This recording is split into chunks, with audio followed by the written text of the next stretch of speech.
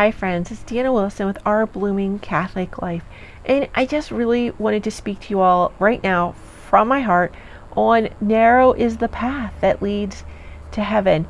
And I know that I do book reviews and I offer you practical theology, and you may be tempted to just jump in and, hey, that book sounds great. I'm going to order, every book Deanna talks about. And that sounds lovely. And I love that you follow my advice. But I will say I've been made aware recently of the many dangers of doing things like that. I do have 2 master's degrees. One is in pastoral studies in Catholic women's leadership.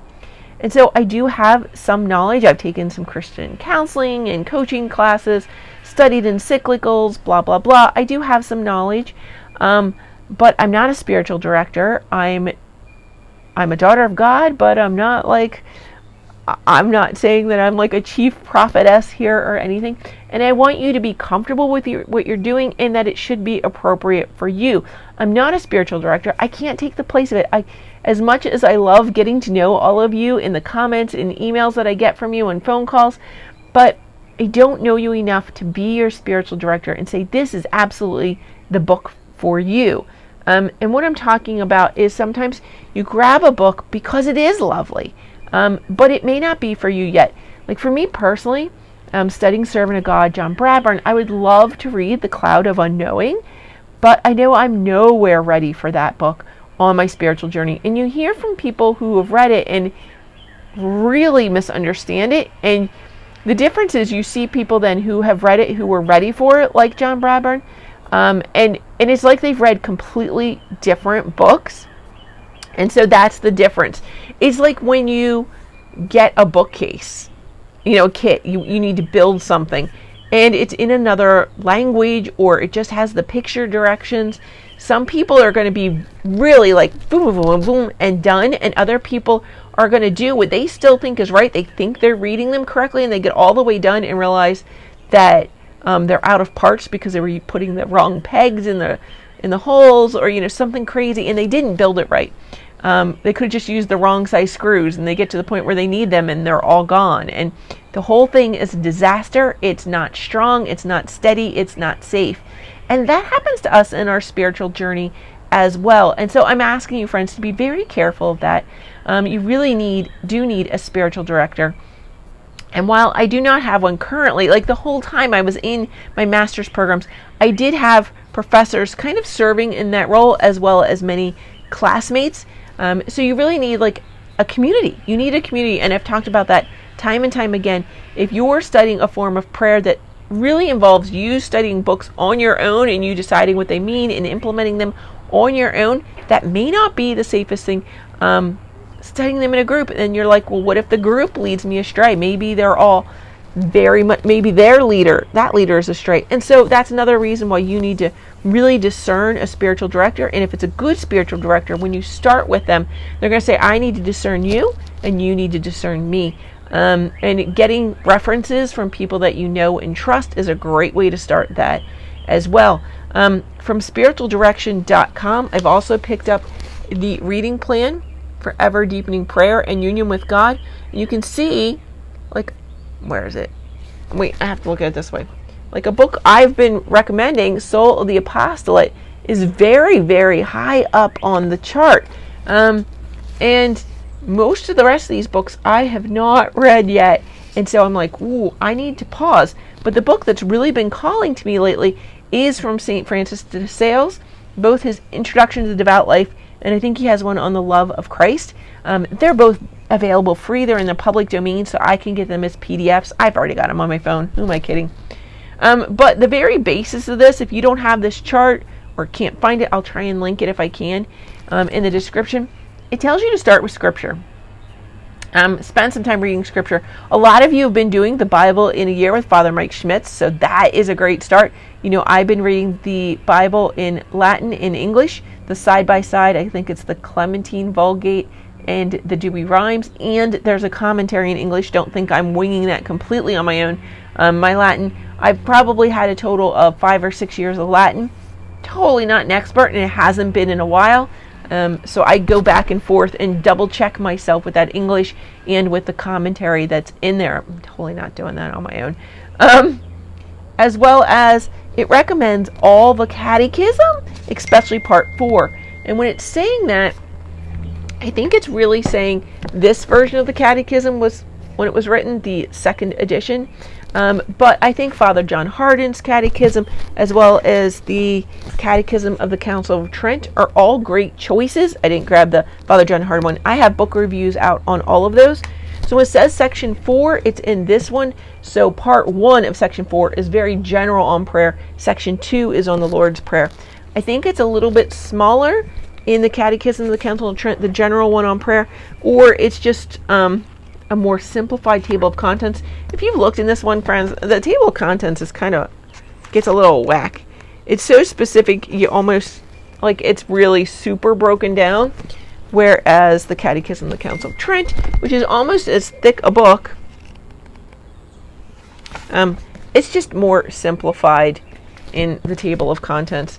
But book-wise, they're nearly identical in size. This one's a little bit bigger. I think it just has more footnotes. And of course, it's been updated to include things like social media and stuff that would not be in this one. They're both really great choices for reading.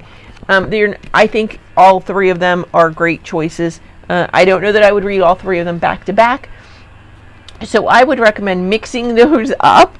If you need to take a break and you're not doing something like Father Mike Schmitz that has multi-sensory learning modes going on, you may want to listen to some audiobooks about saints as well. Or have you ever tried the Pauline Press? Has these? So this is actually from the Pauline Kids section, which is just, no, it's funny, www.jclubcatholic.org. So this is Teresa of Avila, who of course we will probably study later on this reading plan. And so it's just nice, some easy, quick reading, maybe some late night reading. If you're a visual learner, something like this, an audio book, kids book can be great just to break it up.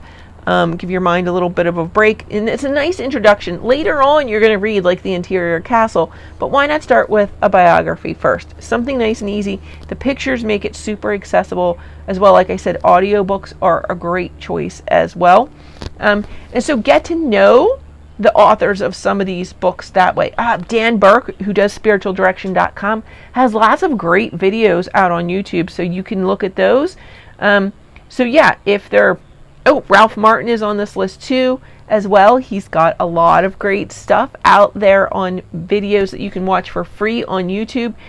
Before you get to his book, Screw Tape Letters by C.S. Lewis is pretty funny. It's about a third of the way up this chart yet, so you might not be ready right at the beginning to read it, but maybe go back and reread your Narnia books. Could be a great one, like the full set. I'm not just talking The Lion, the Witch, and the Wardrobe.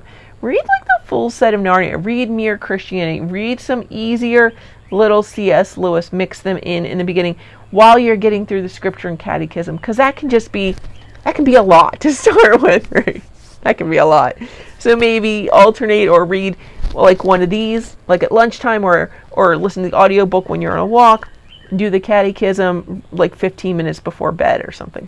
Just some ideas there. As well as you can find out there's some lists of problematic authors. And most of those are ones that are either mixing in some New Age or Eastern religions into Catholicism. And that's all explained normally if you can find that a chart on that where it is. And I've recommended that to you before. Women of Grace has one. It's a New Age blog on their website, which I think is just www.womenofgrace.com. But other places have those lists that you can check out as well. What do you do when an author you trust recommends someone you don't trust? Put your brakes on. Talk to your spiritual director. Talk to your friends. See if you can get recommendations. What are theirs? I had one that came up recently with a friend. I'm leery of that author for a different book, not for this new book. And they were like, well, none of that's in there. And look, this author you love did the foreword. And I went and read the foreword. And if I choked. Like, just reading that forward, now that book's not for me. Thank you. And it's so funny because it is a recommendation by an author that I absolutely love. And one book struck me a bit odd, and that foreword nailed it in the coffin for me.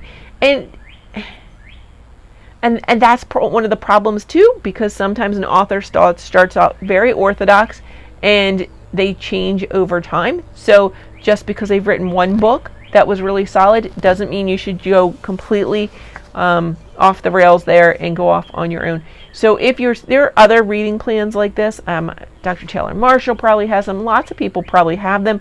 Or you could just ask a spiritual director, hey, do you have a good list of books? Now, some of these are going to be easier to read on your own in the beginning than others. But even scripture, it's a good one to get out there and talk to people about as you're reading it. I think that's one of the great things about the Bible and the Year Plan. I'm not doing that one, but I totally see why you're doing that. Read them in community. These you're really, as you get higher up, you're really going to want to either read them in a group that's around your level. Maybe you can get a spiritual director who knows you to lead a little book club. It could be on Zoom or something, because maybe he doesn't have enough people in one area, or that know each other that are willing to do it. So maybe you could do that over Zoom, or discuss this in spiritual direction with your spiritual director. I do think a group is lovely. So for my secular Franciscan fraternity, some of these books may be a little good down the line to do a study on. I think that's pretty much it. Made the video a couple times, so I'm not 100% sure. But God bless you, friends. I do want you to be careful. Remember that path is narrow and it's easy to wander off of. Unfortunately, it is. We're humans. We think we know better, or something looks shiny off the side of the path, and we wander over there, and that one thing might have been harmless, but then suddenly we can't quite find the trail we were on, and we get on another one, and before you know it, you're lost in the woods. You're like Hansel and Gretel out there. Not cool. Don't leave breadcrumbs, friends. Just stay on the trail. God bless you.